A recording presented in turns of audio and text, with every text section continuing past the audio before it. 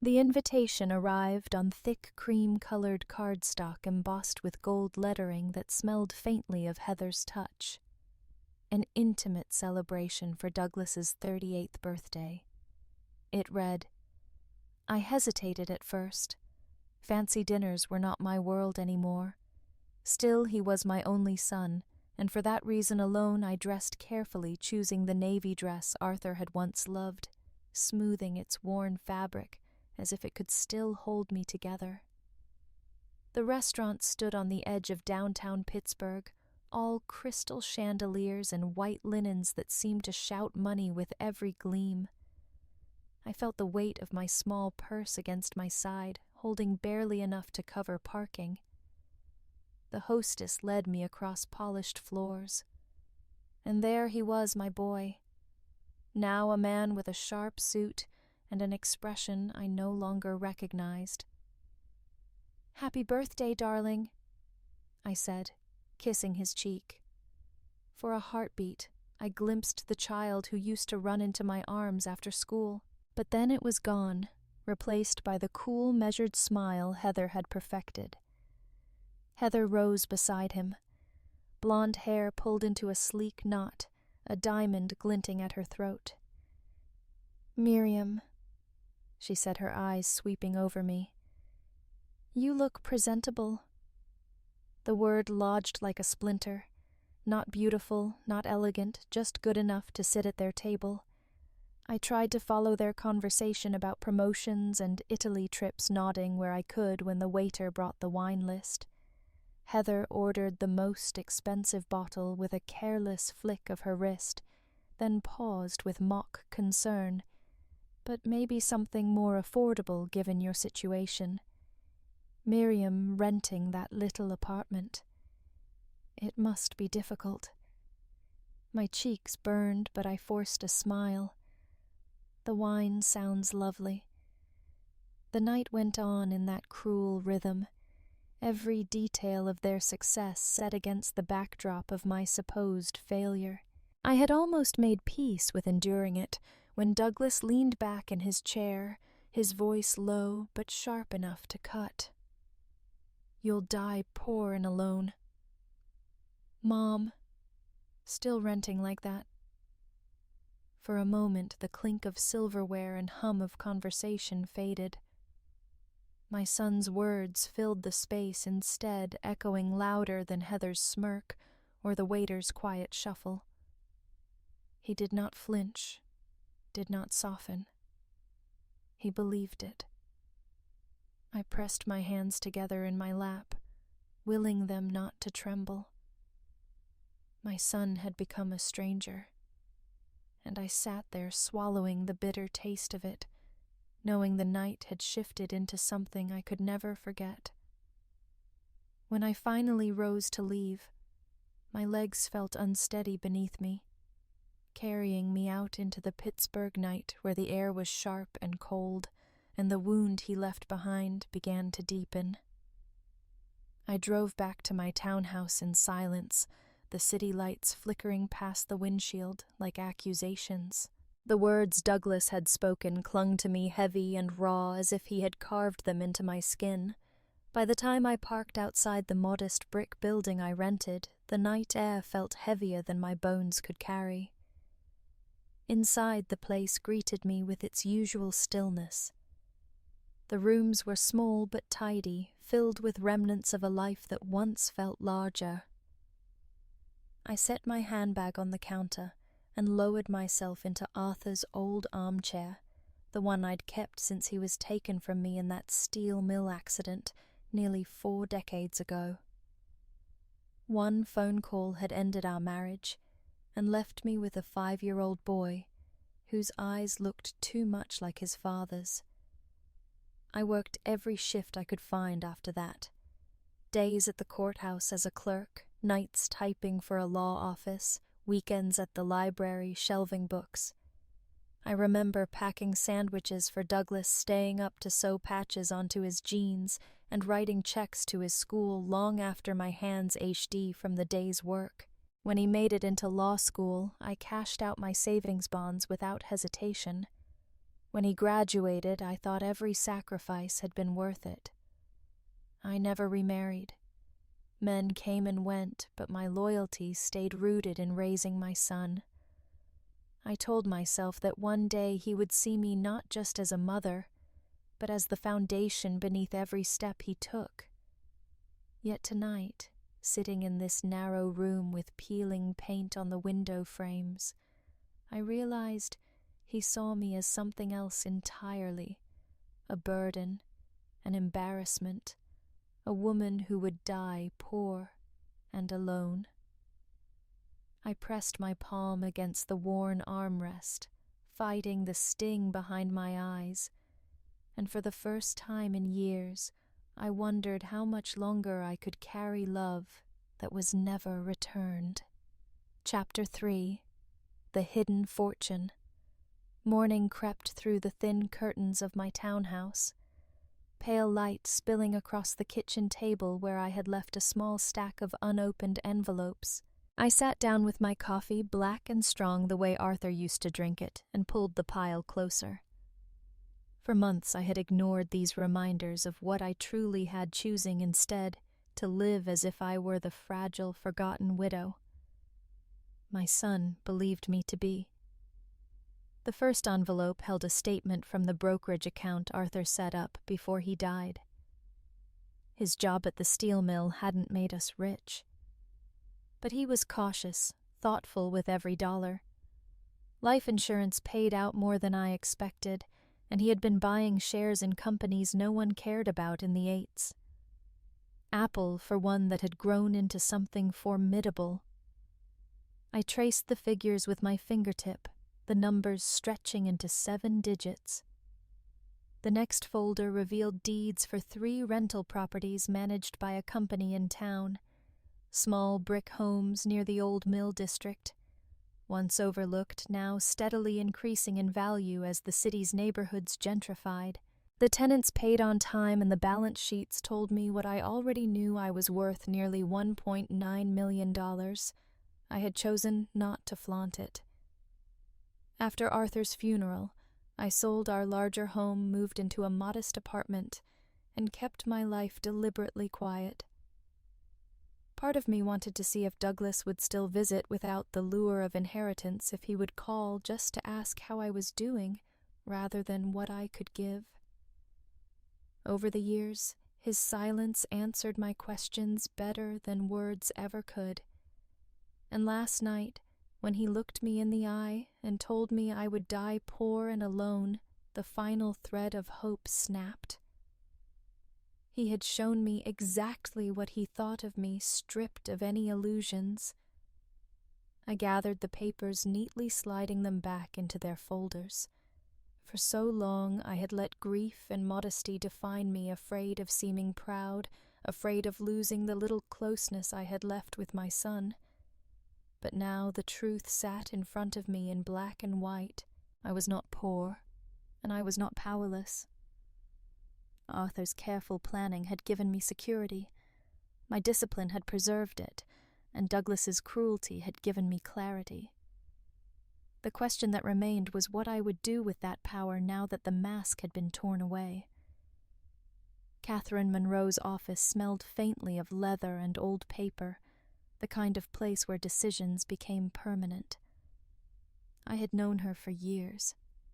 She handled Arthur's estate after the accident, and she greeted me with a warmth that almost undid me. But I wasn't here for comfort. I was here to end the charade I had been living under. We sat across from each other at her polished mahogany desk. She folded her hands and asked what brought me in. My fingers gripped the edge of my purse as I said the words I had been rehearsing all morning. I want to change my will, remove Douglas as beneficiary. Her brow lifted, though her voice stayed even. That is a serious choice, Miriam. May I ask why I told her briefly, without the raw details, how his words at dinner had revealed the truth I had been avoiding? She listened in silence, eyes steady, letting me finish before reaching for her pen. And who do you want to name instead? The Silver Circle Foundation, I said.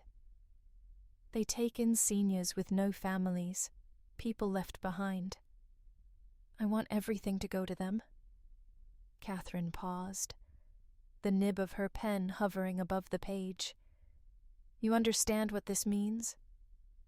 Once signed, Douglas will have no claim. It is a heavy step. I met her gaze, my voice steady. He already left me long ago. She nodded slowly, then began drafting the papers. As her pen moved, I felt something uncoil inside me, a quiet strength I hadn't felt in years. By the time I left her office, the path ahead was clear, and the next stage of my life had already begun. The morning after signing the papers, I stood in front of my mirror and barely recognized the woman. Looking back, my silver hair hung limp at my shoulders, my dress plain, my posture smaller than it used to be. For years I had allowed grief and fear to shrink me, but I was finished hiding in shadows. I called the salon downtown and asked for something bold. By the time I left that afternoon, my hair was cut into a sharp, stylish bob that framed my face and lifted years from my appearance. I went home and opened the closet I had avoided for too long. Hanging in garment bags were the suits and dresses from the life I used to live: board meetings, charity events, anniversaries with Arthur. I slipped on a tailored jacket and looked in the mirror again. For the first time in years, I saw Miriam Holstead whole and unafraid. Later that week, I met Dana for coffee. She had been my friend since we were both young mothers, and she had watched me fade after Arthur's death. When she saw me now, she clasped my hands and said, "There you are. I've missed you." We spoke for hours, and before parting, she urged me to think about a new home. You don't belong in that cramped rental. You deserve space to breathe again. Her words echoed as I began touring properties. Most were nice enough, but nothing stirred me until we drove into Sewickley, where the trees arched over wide streets and old homes whispered history. There it was, a colonial villa, with 6 bedrooms, sprawling gardens, and a library lined with shelves waiting to be filled. The asking price was $790,000. I signed the offer in cash without hesitation. As the papers were finalized, I walked through the grand foyer and imagined Douglas and Heather's faces if they ever discovered what I had done. What would they say if they saw the life I built without them? The movers had barely finished arranging the last of my boxes when the knock came at the door. I hadn't told Douglas about the villa, but I should have known the news would reach him quickly, so Wickley wasn't far from his office, and people like Heather never missed a chance to sniff out gossip about real estate. When I opened the door, Douglas stood on the porch in a tailored suit, his expression caught between disbelief and calculation. Heather hovered just behind him, her eyes already scanning the white columns and manicured hedges. Mom, Douglas said after a pause, this place. I didn't know you'd moved. I wanted a change. I answered, simply stepping aside to let them in the moment Heather crossed the threshold. Her composure cracked into open awe. She ran her hand along the banister of the sweeping staircase as though testing the quality of the wood.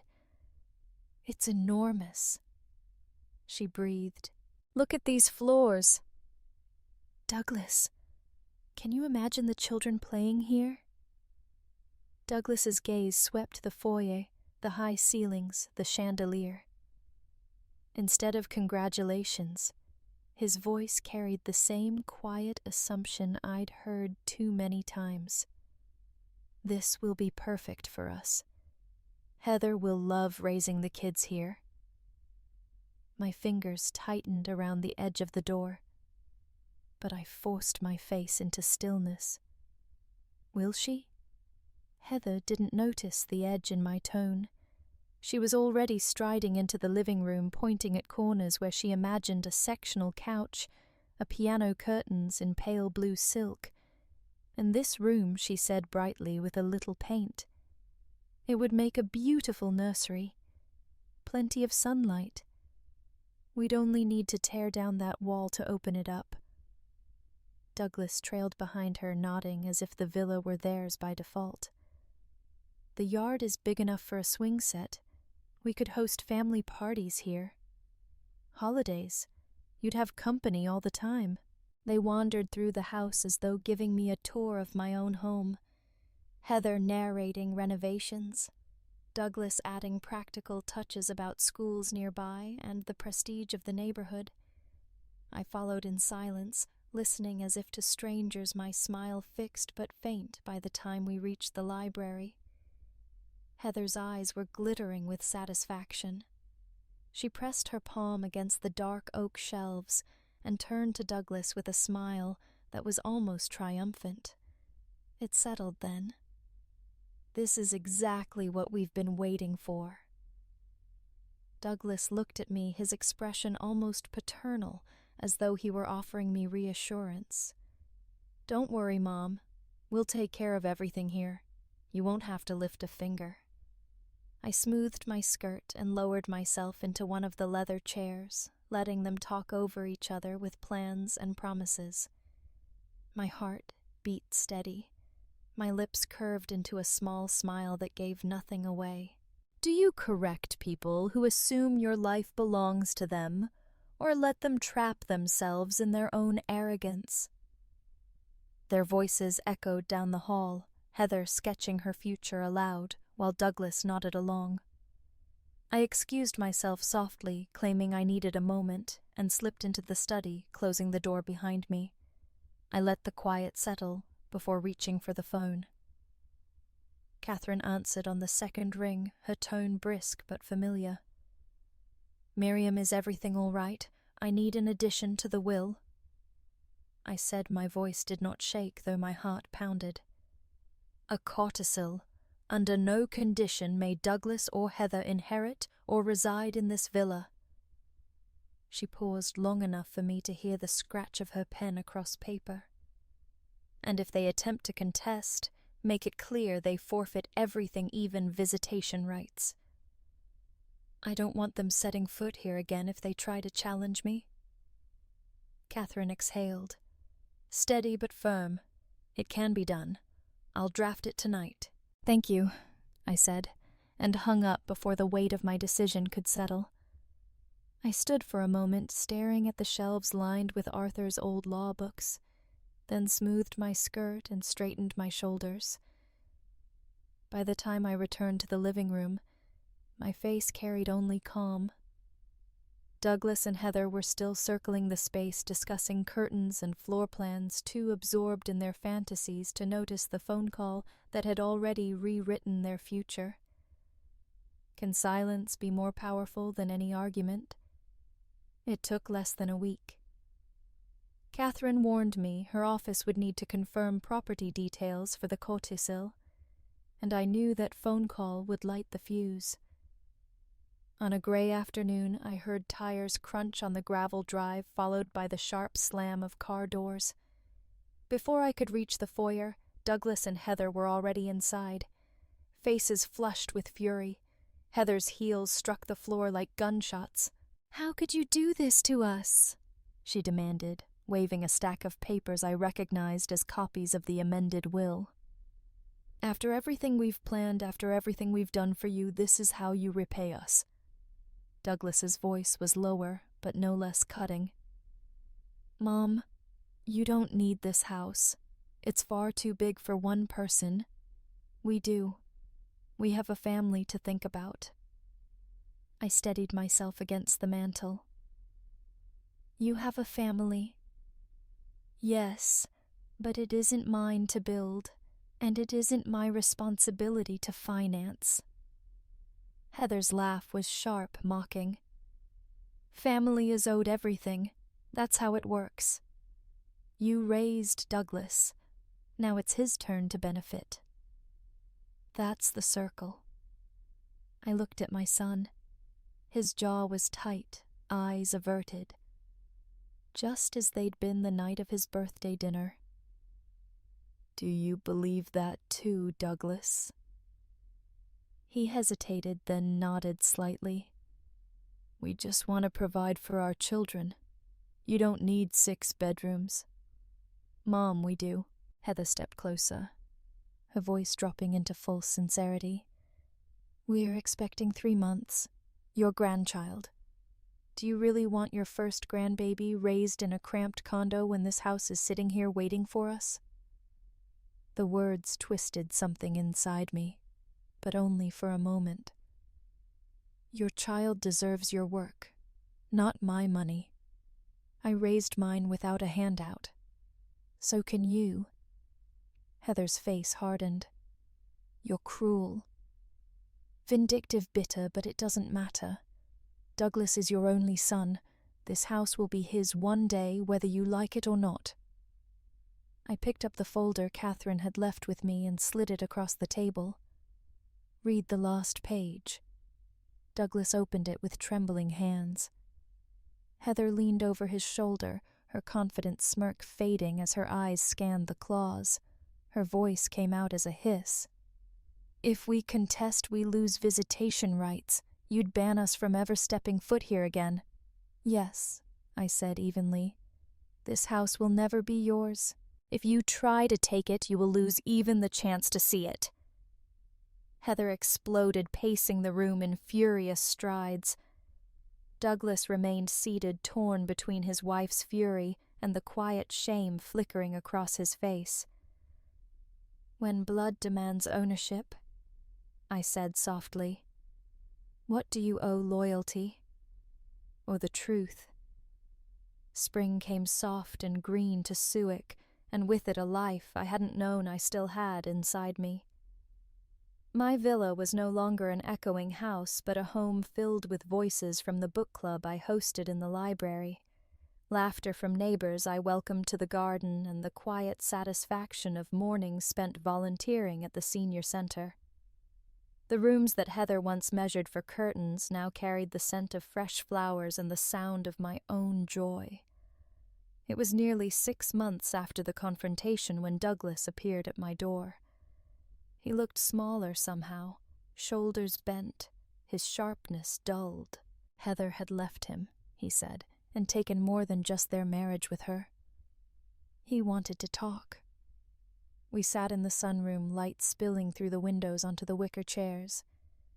He spoke haltingly, admitting to his mistakes, to his silence, to the way he had allowed greed to speak louder than love.